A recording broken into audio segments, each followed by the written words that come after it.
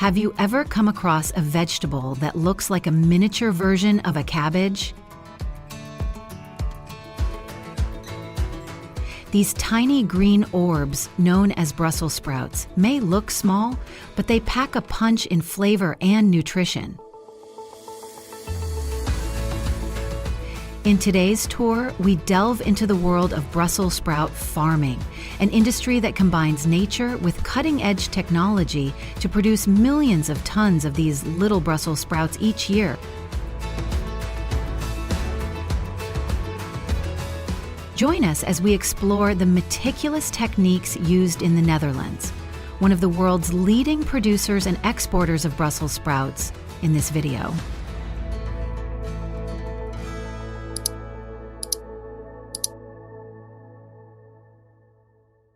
The Netherlands is a country that is globally acclaimed for its pioneering agricultural practices.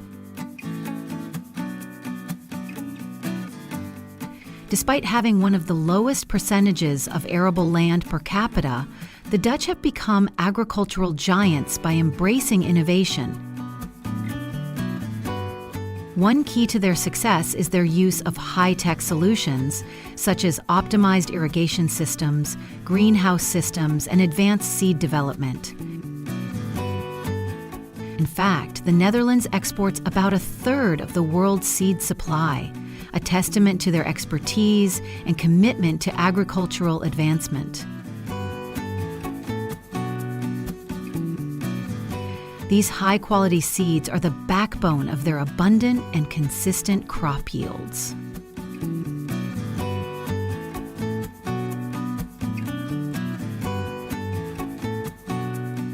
Brussels sprouts are a standout crop in Dutch agriculture. Cultivation begins with specially designed seeds that have been perfected over years of breeding and selection. These seeds are sown in modular trays in high-tech greenhouses.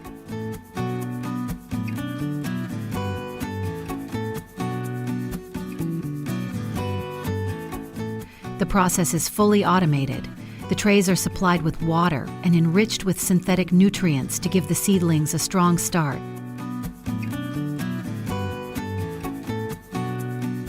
For 2 to 3 weeks, the seedlings grow under controlled conditions until they are strong enough to be transplanted into open fields.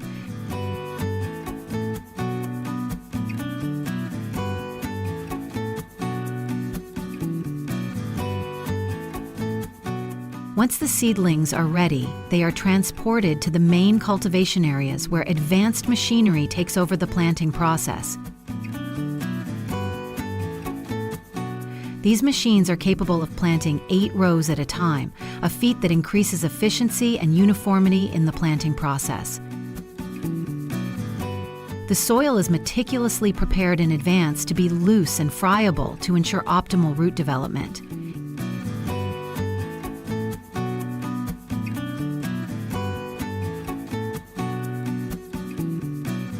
Each plant is spaced about 10 cm apart, providing enough space for growth without competing for resources.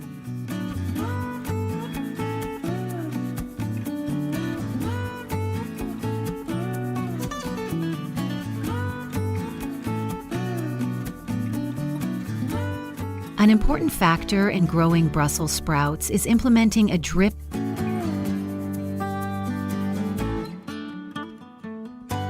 irrigation system. This method not only saves water, but also delivers moisture directly to the roots, promoting healthier growth.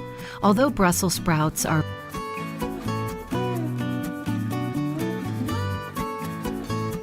very hardy, they still require careful care, regular watering, weed control, and protection from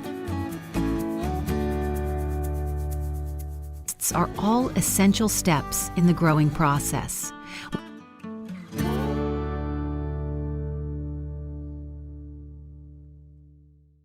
By the end of the growing season, each plant has about 20 sprouts, each 4 to 5 centimeters long.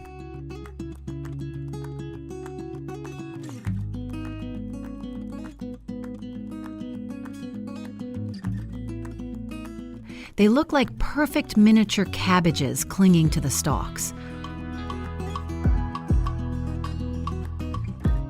Harvesting them is a sight to behold. Farmers use specialized harvesters designed to be both efficient and labor-intensive.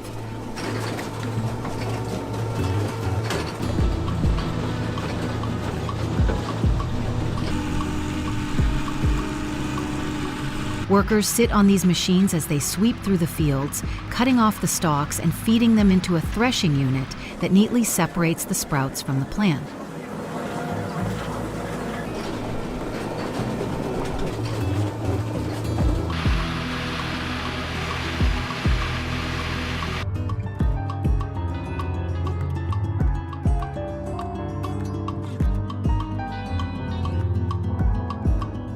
After harvesting, the Brussels sprouts journey continues at processing facilities, where they undergo sorting and packaging.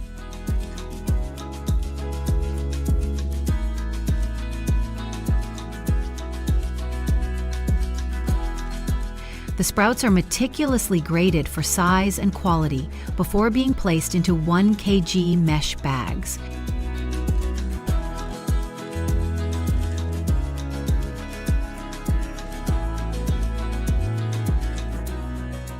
Each bag is labeled with important information, including packaging date, weight, and nutritional content.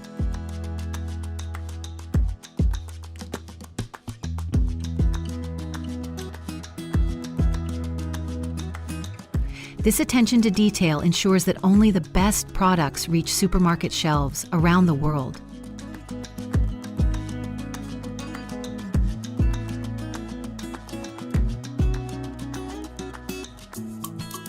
From a global perspective, the Brussels sprout industry is significant.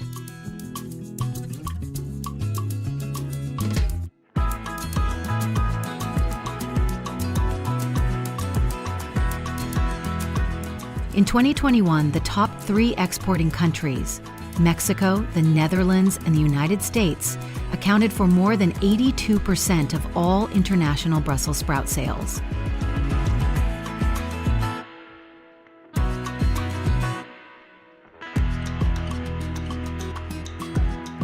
The Netherlands stands out not only for its volume of production, but also for the high quality of its exports, thanks to the innovative cultivation methods we explored.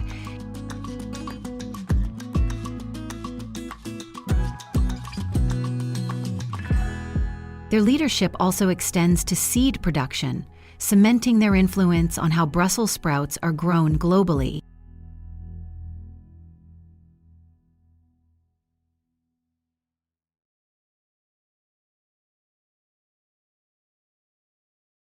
Brussels sprouts are incredibly versatile in the kitchen.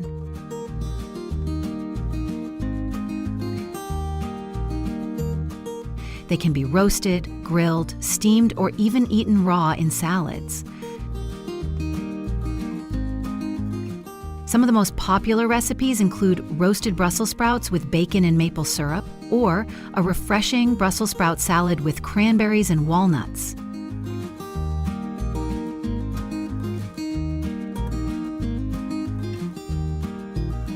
Their slightly bitter flavor pairs well with sweet and savory ingredients, making them a favorite among chefs and home cooks. So the next time you enjoy a plate of Brussels sprouts, remember the incredible journey each one has taken. From Dutch greenhouses to lush European fields, through high-tech harvesters, and finally into your shopping bag. This humble vegetable carries with it a story of innovation, dedication, and global collaboration.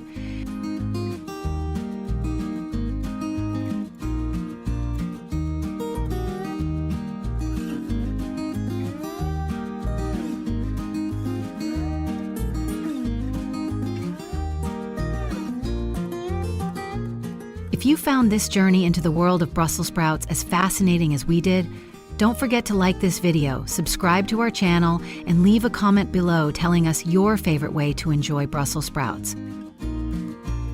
We love hearing from you, and your support helps us bring more great stories from the world of farming to your screens. See you in the next video.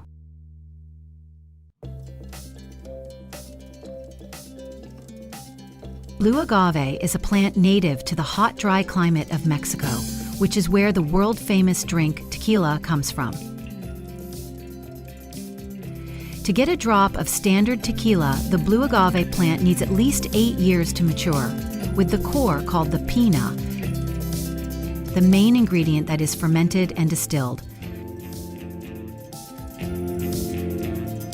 So how does the process of growing, caring for, and harvesting blue agave take place?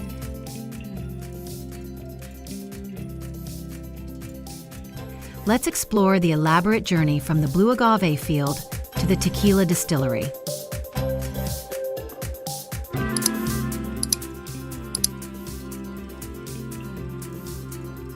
Growing blue agave is no easy task. In fact, the entire process from planting to harvest takes at least 7 to 8 years, and in some cases up to 14 years, depending on the climate, soil, and desired sugar content.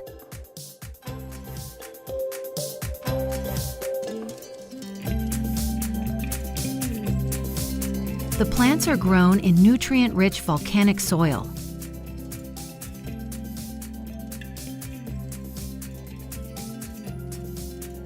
Before planting, the agave seedlings harvested from mature plants are soaked in a protective solution to protect against pests.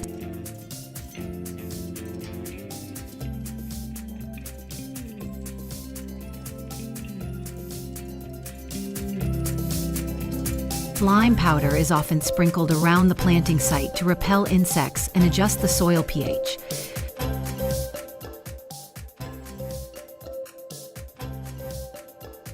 Planting is mostly done by hand, with workers carefully measuring the spacing to ensure that each plant has enough space to grow.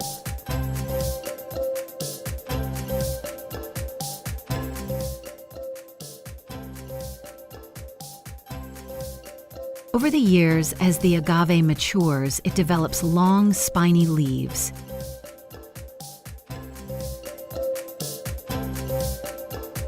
Each year, they return to dig small trenches, add compost or nutrient-rich mix, and spray the agave with pesticides to protect it from insects and fungi.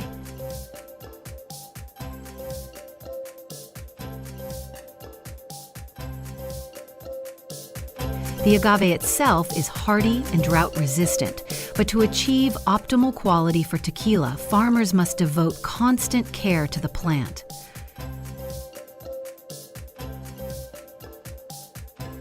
When it comes time to harvest, the work is done by hand on most farms, as mechanical harvesting can damage the young plants.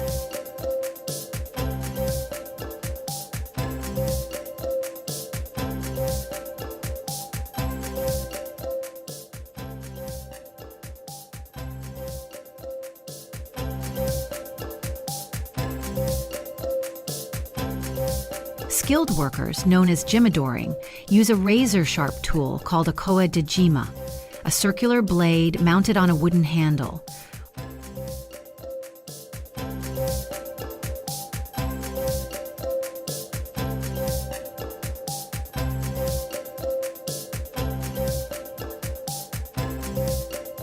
With precision, jimadors remove the thick, pointed leaves to reveal the pina, the core of the agave plant, so named for its resemblance to a giant pineapple.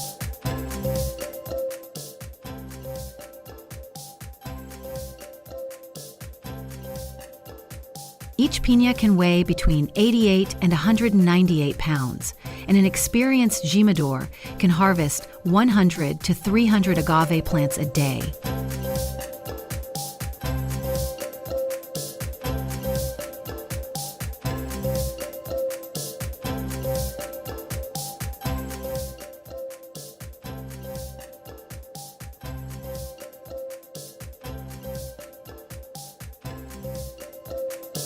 The precision of their cuts is crucial.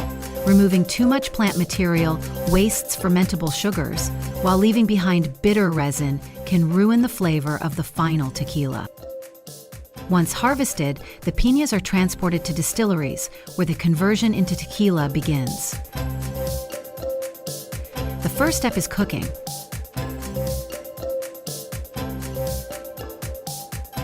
Traditional methods involve slow roasting the piñas in stone leg pits for 48 to 72 hours, using wood or charcoal to achieve a deep, smoky flavor.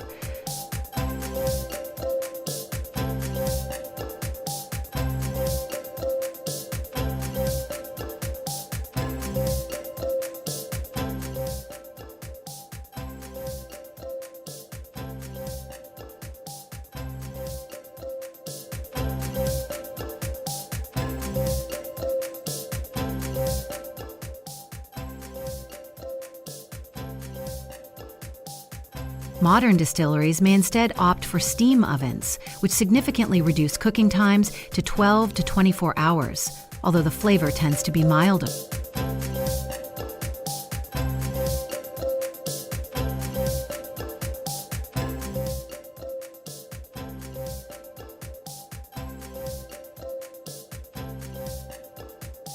After cooking, the golden, caramel-colored piñas are soft and aromatic, ready for crushing. Crushing the cooked agave releases a sweet liquid called aguamiel, or honey water, which is the essence of tequila.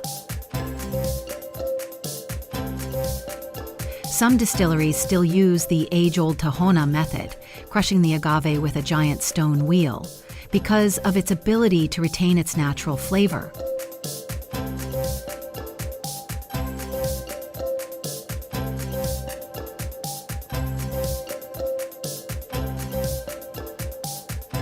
However, most modern facilities use high-powered roller mills or industrial presses to efficiently extract every drop of juice.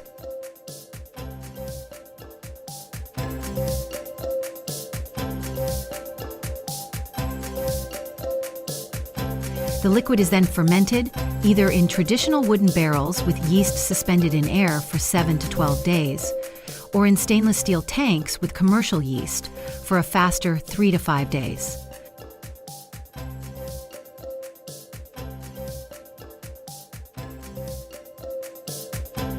The result is a lightly alcoholic liquid, around 5–7% ABV, ready for distillation.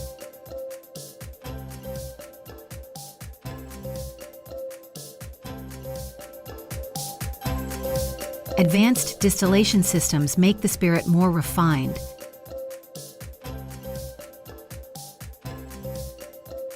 The fermented juice is placed in copper or stainless steel stills, where it undergoes 2 rounds of distillation.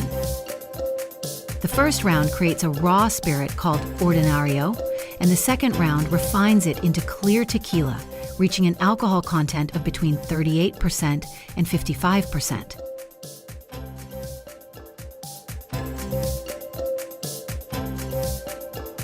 From here, the tequila is aged in oak barrels if desired, bottled, and shipped to connoisseurs around the world.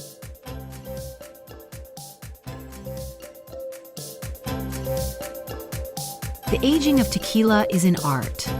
Reposado, aged for 2 to 12 months, has a pale gold color and subtle oak aromas. Añejo, aged for 1 to 3 years, has a darker amber color and richer complexity.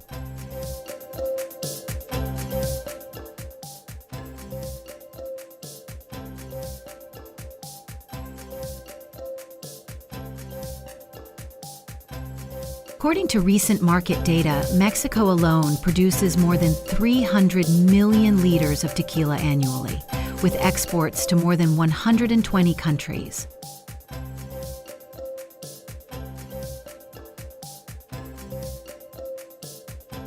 The global tequila market is valued at more than $15 billion, 0 cents, with the United States accounting for the largest share of consumption, importing more than 80% of all Mexican tequila exports.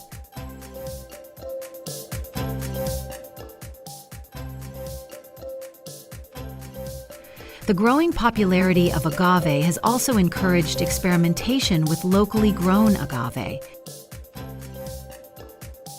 If you found this exploration into the world of agave cultivation fascinating, be sure to like the video and subscribe to our channel. Leave a comment below to let us know your favorite tequila or share any questions you may have about the process. See you next time.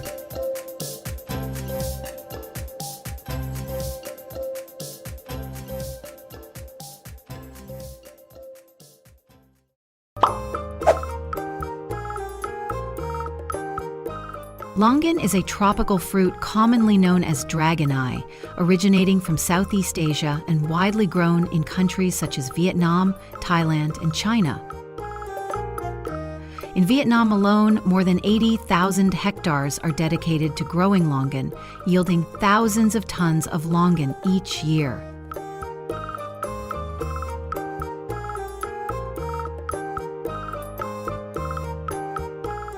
So what do farmers have to do to get the most delicious, juicy, and golden bunches of longan?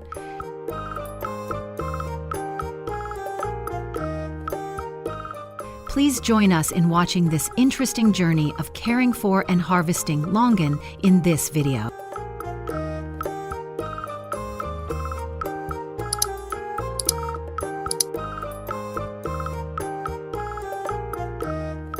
In Vietnam, Hung Yen Province has long been known as the capital of Longan, a specialty longan variety famous for its sweet and fragrant flavor and characteristic crunchiness.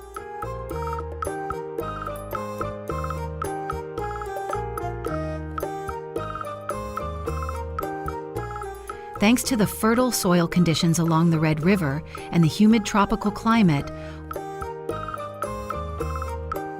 longan trees here grow strongly and yield high yields.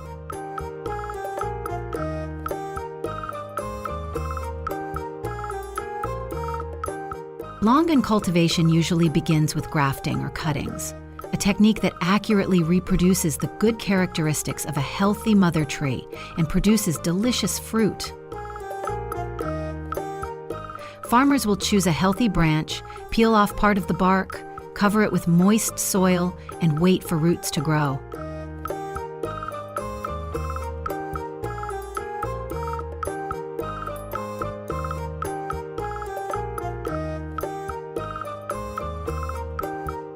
However, not all branches are suitable.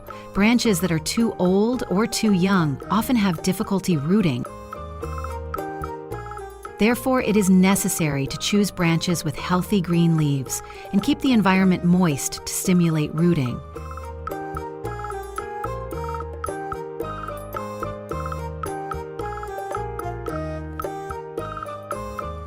This is an important step to ensure that the future longan orchard has consistent quality.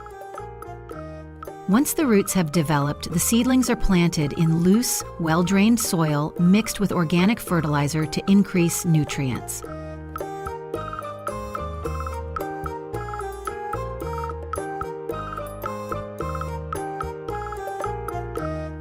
The tree must be watered immediately afterwards to reduce post-transplant shock.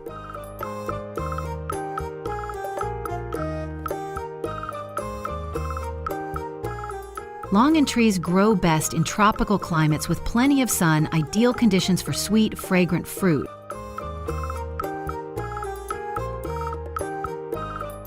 As the plant matures, care becomes more delicate.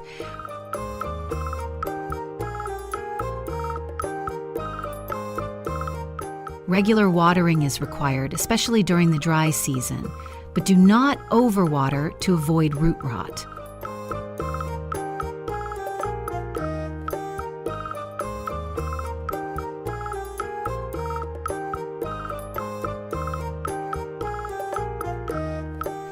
Prior to flowering, usually around February to March, growers will add a fertilizer rich in phosphorus and potassium to encourage flowering and fruiting.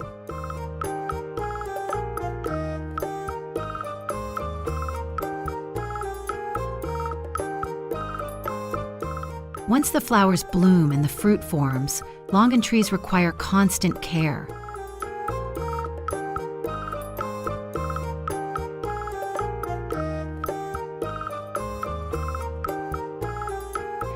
Farmers often prune small or excess fruit clusters to allow the remaining clusters to grow larger.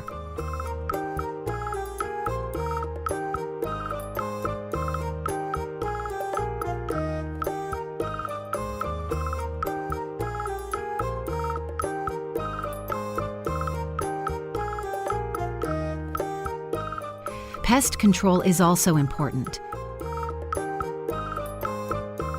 Instead of using chemicals, many people use homemade solutions that are both effective and protect the tree without leaving harmful chemicals on the fruit.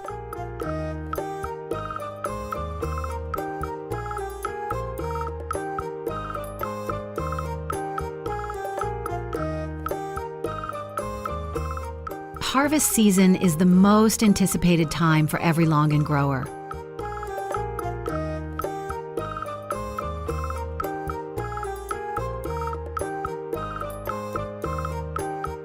Typically, Longan fruits are ready to harvest in late summer, that is around July to September.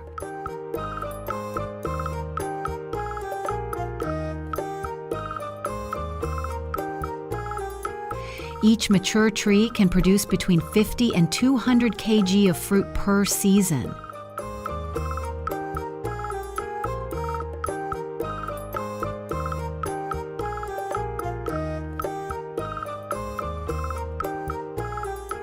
Ripe fruit clusters are picked early in the morning to keep the Longan at its freshest.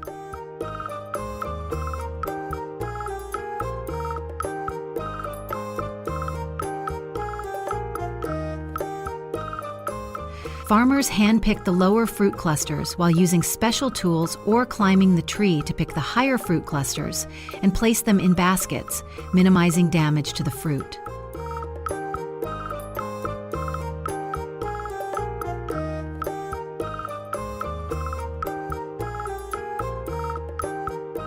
In industrial-scale farms, ladders or mechanical equipment are deployed to speed up the process and improve productivity.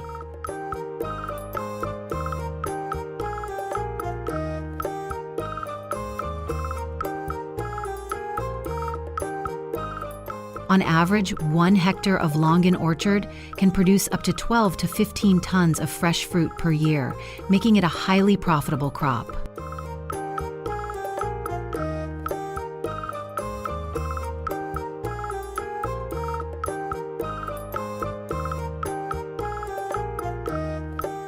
After harvest, the Longan bunches are carefully placed in baskets or crates, but the journey doesn't stop there.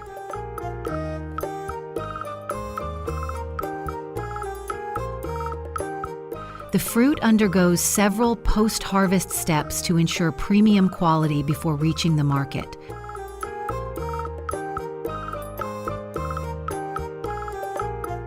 First, the fruit is cleaned of excess leaves and stems, and damaged fruit is removed.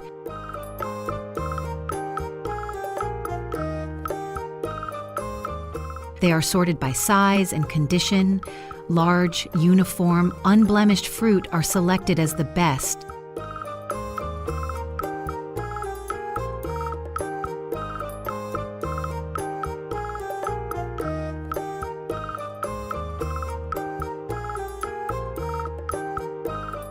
On large-scale farms, Longans are packed into trays and undergo a rigorous grading process to meet export standards.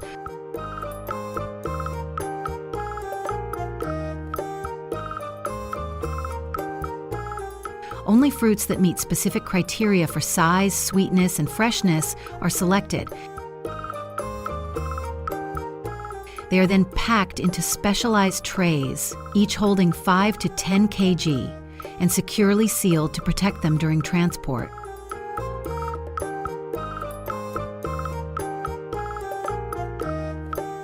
They are also dried into pulp or used in herbal teas or desserts, providing nutritional and sedative benefits.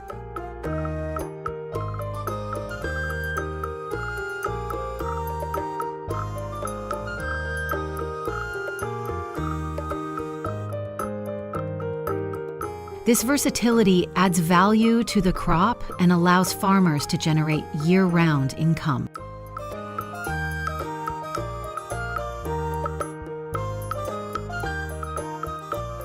Longan is a premium fruit, rich in vitamin C and antioxidants, and is often packaged for sale in supermarkets and exported to countries such as China, the United States, and Australia, where demand continues to rise.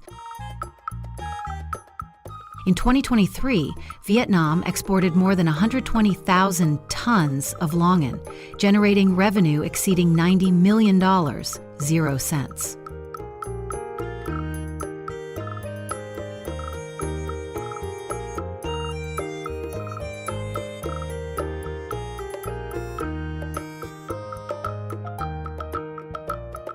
The journey of Longan fruit, from a small seed to a delicious fruit, is a testament to the tireless efforts of farmers.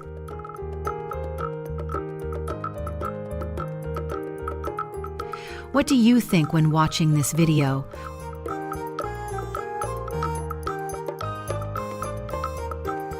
Which type of Longan do you like the most?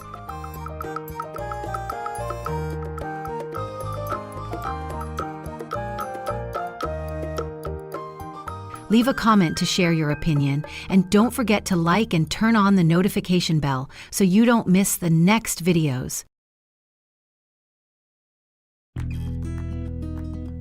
Tero is one of the oldest cultivated plants in the world, known not only for its starchy roots, but also for its edible stems and leaves. This versatile plant, native to Southeast Asia, has long had cultural and culinary significance in countries like Japan, Vietnam, and the Philippines.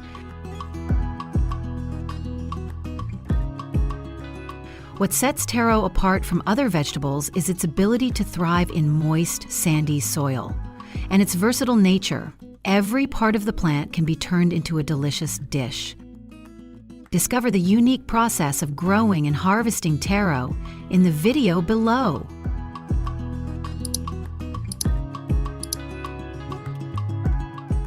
Growing taro begins with careful soil preparation.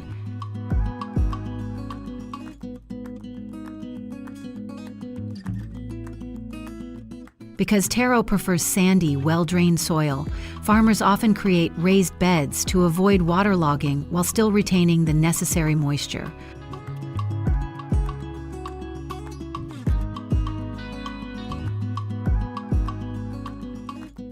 After leveling and fertilizing the soil, the entire taro tubers are planted about 30–40 cm apart. In dry areas, holes are dug for planting.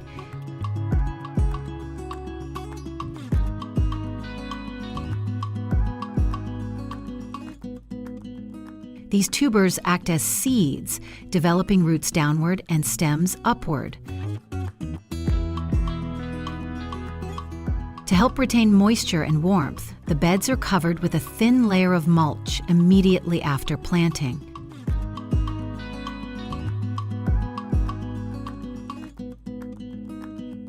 Taro takes about 6 months to fully develop and reach harvest.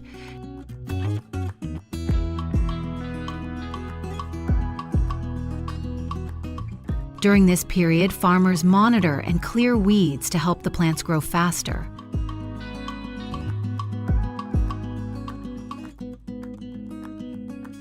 When mature, taro plants can grow 1.5 to 2 meters tall, with large, heart-shaped leaves that sparkle in the sunlight.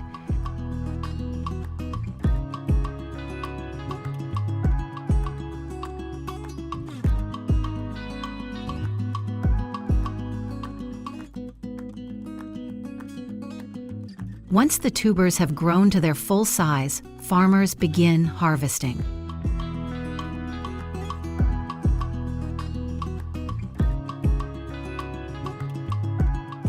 They begin by trimming the leaves and stems, leaving only the base.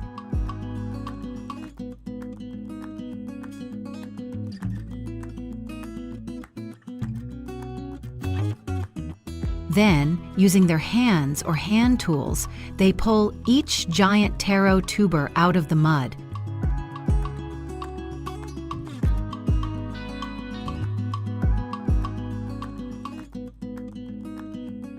Each mature tuber can weigh between 1.5 and 3 kg.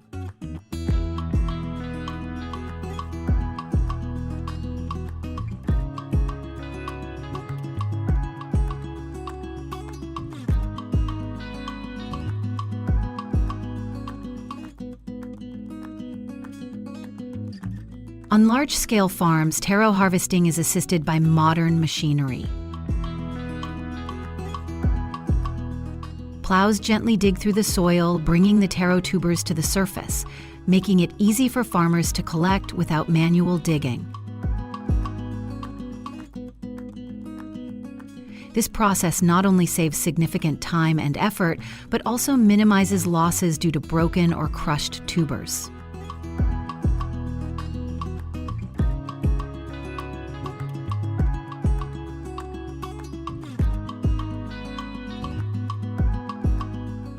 After harvesting, they are transported to the processing facility.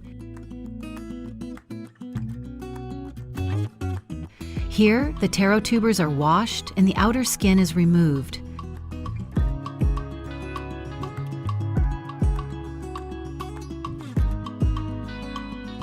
Next, they are sliced or shredded using a high-speed cutting system, ensuring uniformity and beauty.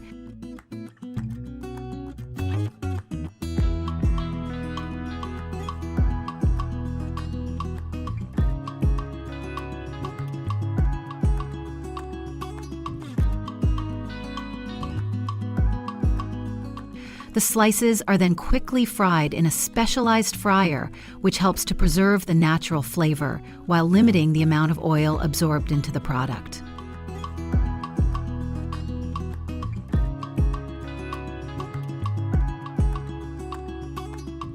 Finally, the fried taro tubers are carefully packaged to maintain their crispness and aroma.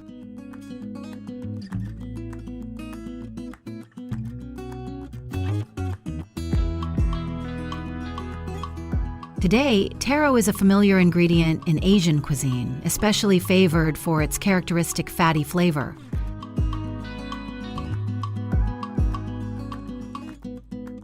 However, few people know that this tuber contains a natural toxin, calcium oxalate crystals, which are shaped like tiny needles.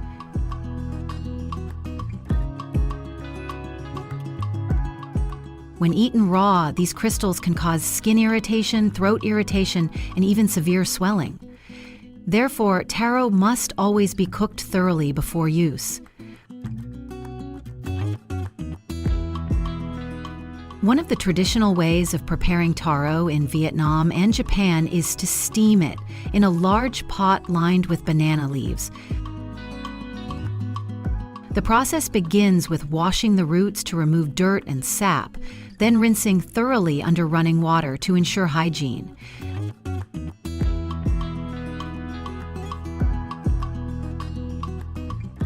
The banana leaves not only help retain moisture while steaming, but also create a light, distinctive aroma.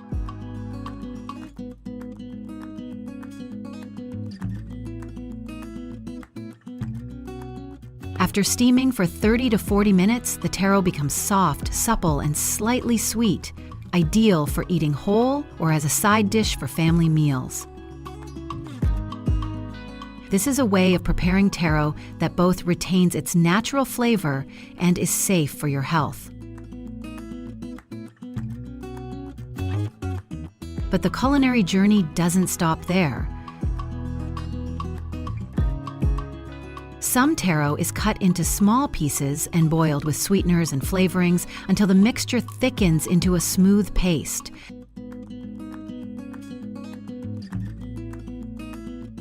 Once cooled and packaged in glass jars for longer shelf life, it resembles traditional fruit jam and can be used as a filling for cakes or as an everyday snack. Another part of the harvest is processed into taro flour or taro cakes. Farmers grate the taro with a handheld grater, turning the dense, fleshy root into a smooth taro paste. The paste is seasoned and wrapped in banana leaves, then steamed to form soft, chewy taro cakes, a popular snack during festivals and holidays in many parts of Asia.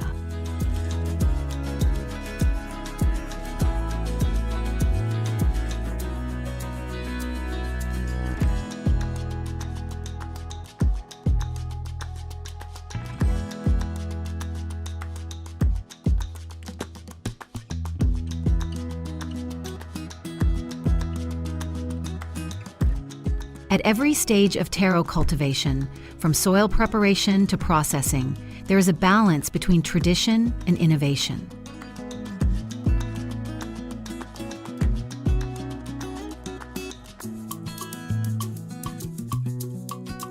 Farmers continue to maintain the cultural and culinary heritage associated with this versatile crop.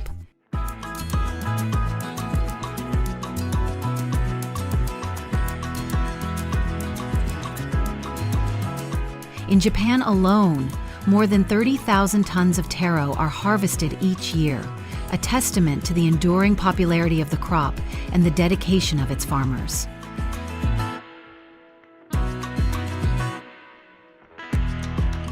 If you enjoyed learning how to grow and prepare taro stems and tubers into delicious dishes, don't forget to like this video and subscribe to our channel. Your support helps us continue to bring you authentic farming documentaries from around the world.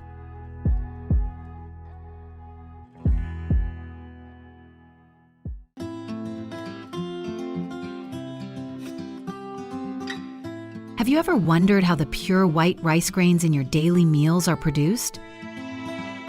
In Taiwan, rice is not only a staple food, but also a cultural symbol and agricultural pride. By combining traditional techniques and modern technology, farmers have built an efficient farming process, from seed selection to harvesting and packaging.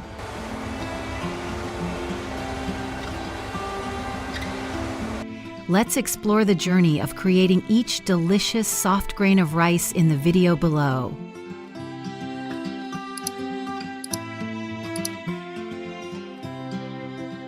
The rice growing process begins with the selection of the best seeds.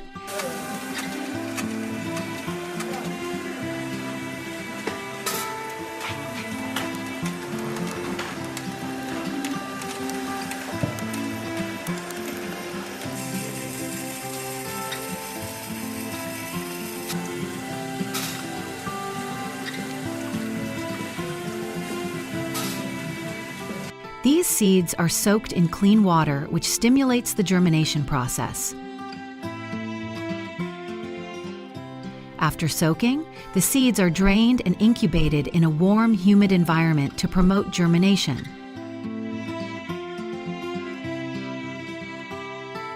When they show signs of germination, the seeds are carefully distributed on specially designed nursery trays filled with nutrient-rich soil.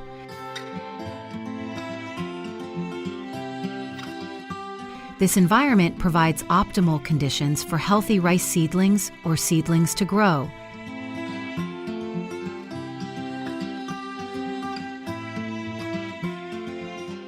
Farmers pay special attention to the spacing between seeds, ensuring that each seed has enough sunlight, water, and space to grow without being too crowded.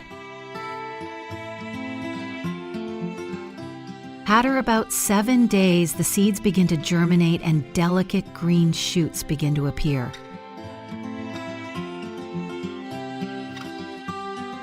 These trays are closely monitored to ensure ideal temperature, humidity, and light levels.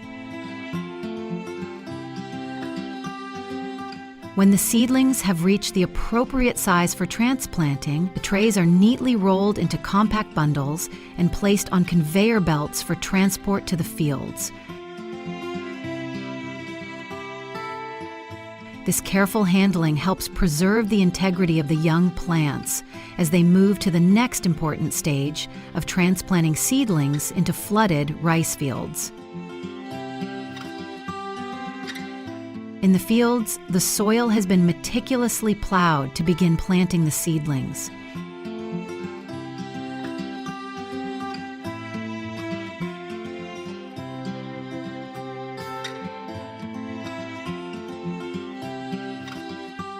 Instead of the traditional manual planting method, advanced mechanical transplanters will be used to save time, with farmers placing the seedlings in soft, waterlogged soil in evenly spaced rows.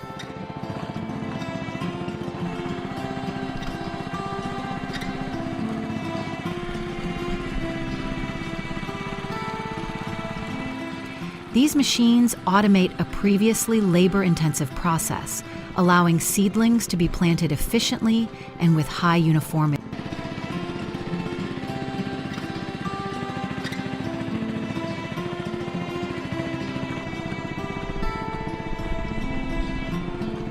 Precise spacing and depth are critical. They allow the roots to anchor firmly while providing enough space for each plant to grow and access nutrients.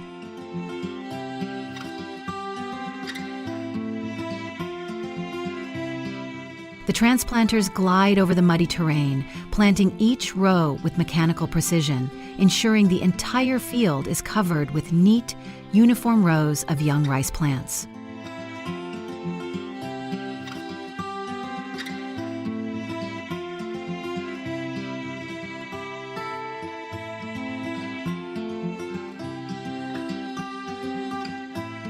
About a month after planting, as the plants begin to grow, farmers maintain a shallow layer of water in their rice fields to prevent the growth of weeds and pests and keep the plants cool in Taiwan's subtropical climate. As the rice plants mature, they begin to develop taller stems and broader leaves.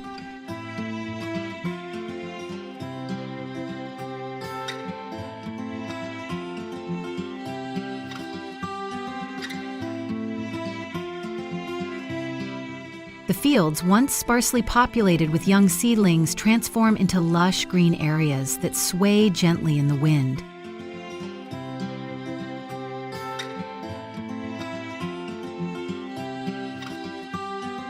During this time, farmers are vigilant in checking for signs of pests and diseases and use pesticides judiciously, helping to protect the rice plants from pests without overusing chemicals.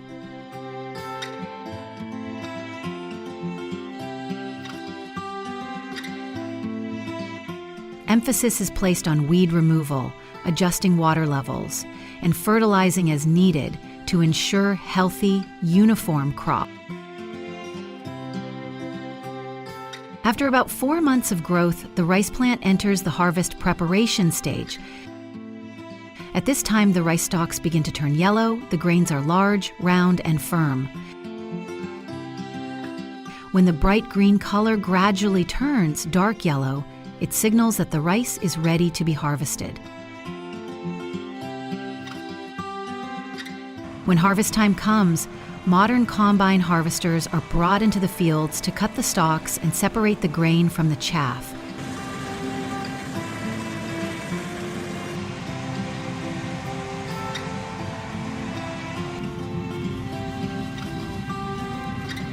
These sophisticated combine harvesters perform 3 functions at once: cutting the stalks, threshing the grain to separate the chaff from the grain, and collecting the clean grain into bins on the machine.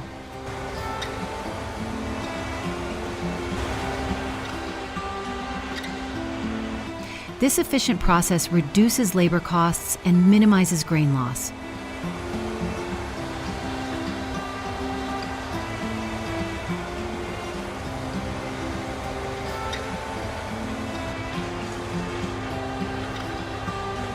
The remaining straw is pushed out the back of the machine and is often recycled into animal feed, mulch, or compost to enrich the soil for the next growing season.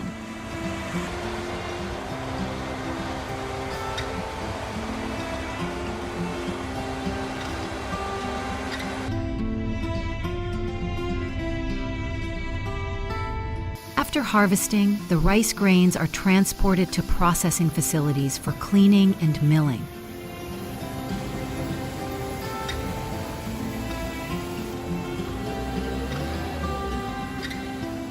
At this stage, the rice is still covered in a protective husk, along with small debris, such as stones or soil particles.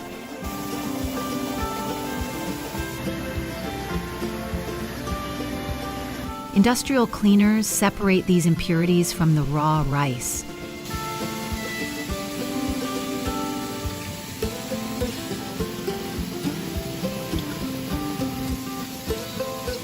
The rice then passes through a huller that gently removes the outer husk, followed by a polisher that smooths the surface of the rice grains.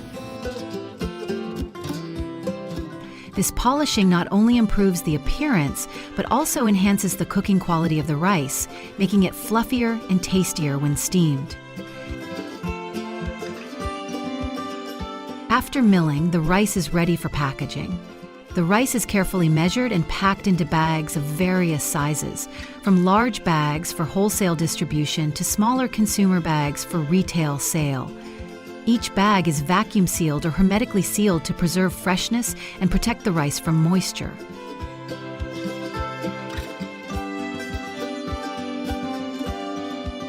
Labels provide nutritional information and traceability data, ensuring quality and transparency.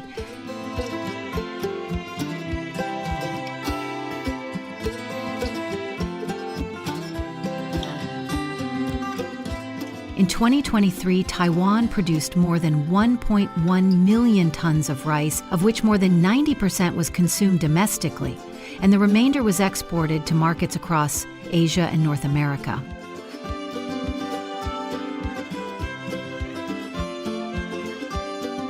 From selecting the seeds to the rice grains that end up on your table, every step of the rice production process demonstrates a solid agricultural knowledge and unwavering commitment to quality.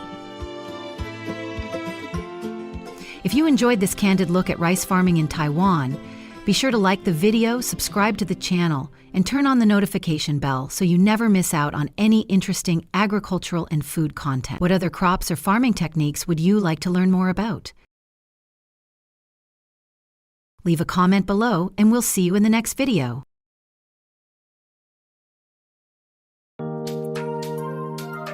Cucumbers are more than just a refreshing summer salad staple. They're also a vital part of American agriculture.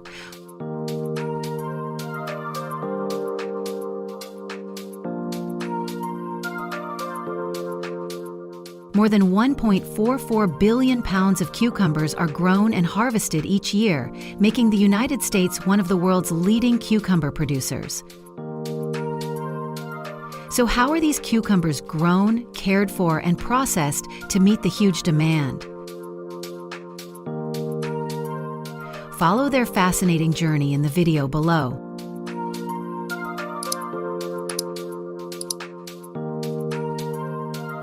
Michigan and Florida are the largest cucumber-producing states in the United States, accounting for more than 63% of the country's cucumber production.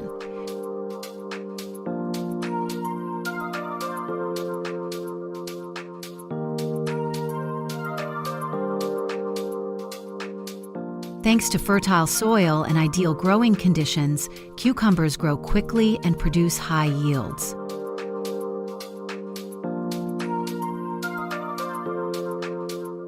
Late summer, when cucumbers reach their maximum size, signals the time to harvest.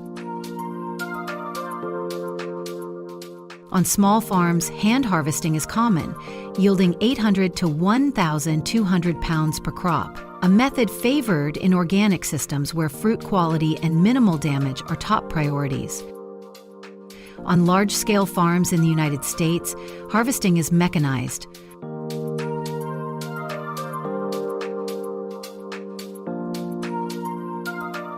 Modern machines can process hundreds of pounds of cucumbers per hour, achieving impressive yields of 13 to 17 tons per acre.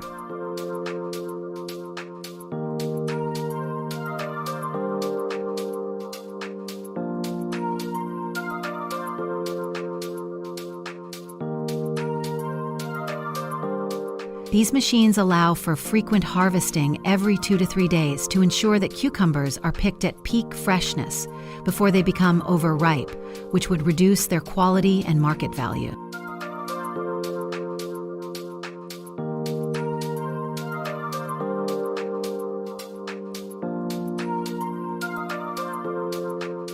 After harvest, cucumbers undergo a meticulous pre-processing process. First, they are washed in an automated system using high-pressure sprays or soaking tanks to remove dirt and pesticide residue. The fruit is then dried in a gentle air dryer to prevent mold. This is followed by a sorting process, in which cucumbers are separated based on size, shape, and overall quality using automated lines.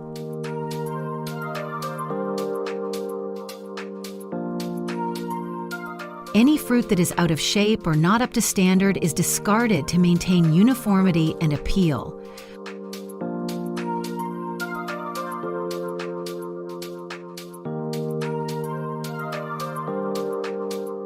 Qualified cucumbers are packaged in cardboard boxes or plastic trays and sealed with protective film to maintain freshness.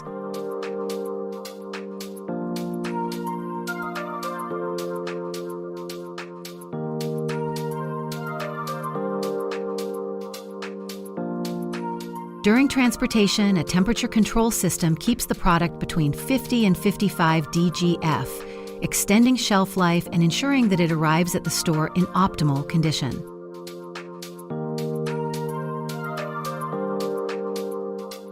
The cucumber's journey doesn't always end fresh. Many are destined for pickling, a cherished American tradition.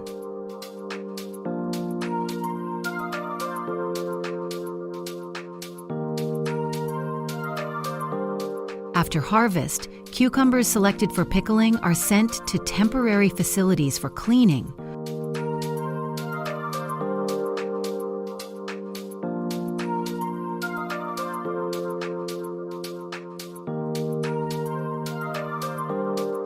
Only the highest quality cucumbers are sent to the main processing plant, where they are soaked in a brine solution with aromatic spices.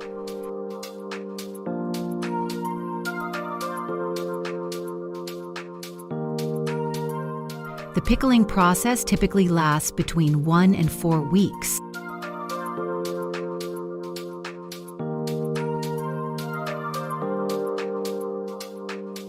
The cucumbers are then transferred using a special elevator system that prevents bruising.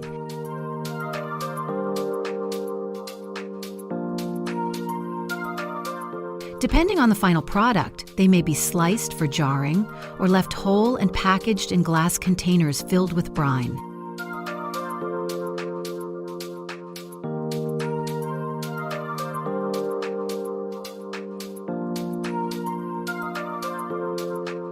Pickles are more than just a delicious snack. They are packed with health benefits.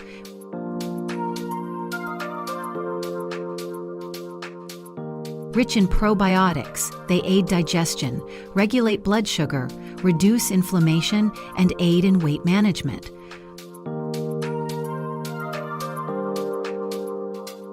High in fiber and water, as well as vitamins like K, cucumbers, contribute to bone health and cardiovascular function.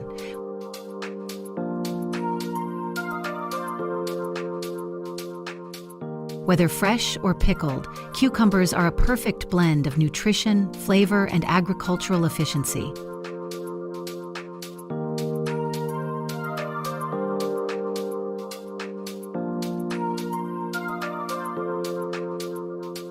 To produce such delicious cucumbers, they undergo a special process of cultivation and care.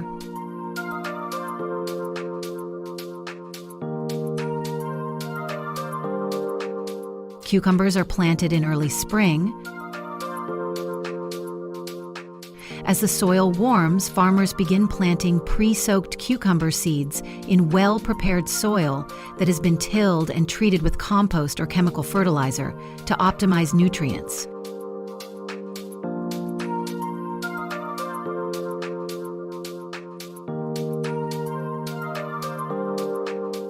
Seeds are planted 1 to 1.5 inches deep, depending on the variety.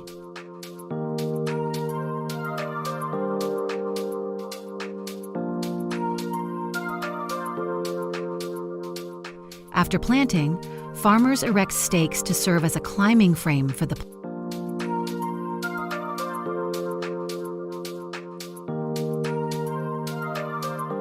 Within 7 to 10 days, the first signs of life appear, and when the seedlings develop 2 to 3 true leaves, they enter a rapid growth phase.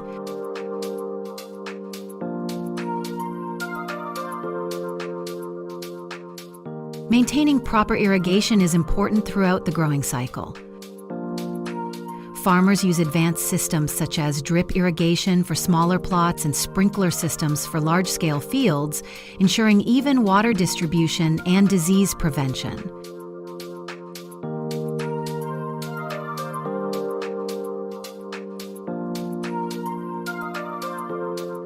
On average, cucumber plants require 20 to 25 inches of water throughout the growing season.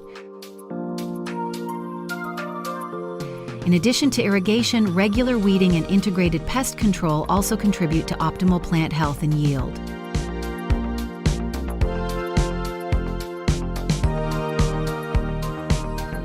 In days 30 to 45, cucumber plants begin to flower, exhibiting an interesting biological trait. Each plant produces both male and female flowers, typically in a 10:1 ratio.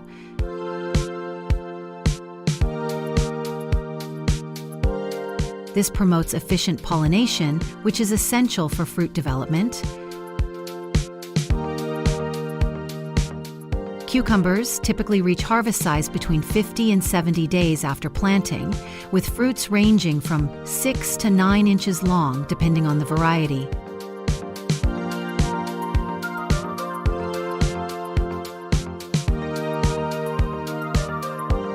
And the cycle of growing and harvesting continues continuously to provide consumers with clean, green, safe food.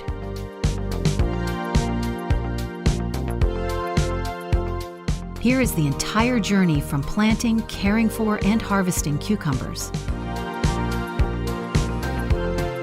What do you think about this onion harvesting and production process? Leave your comments in the comments section below. If you find the video useful, don't forget to like and subscribe to the channel so you don't miss out on interesting agricultural documentary videos.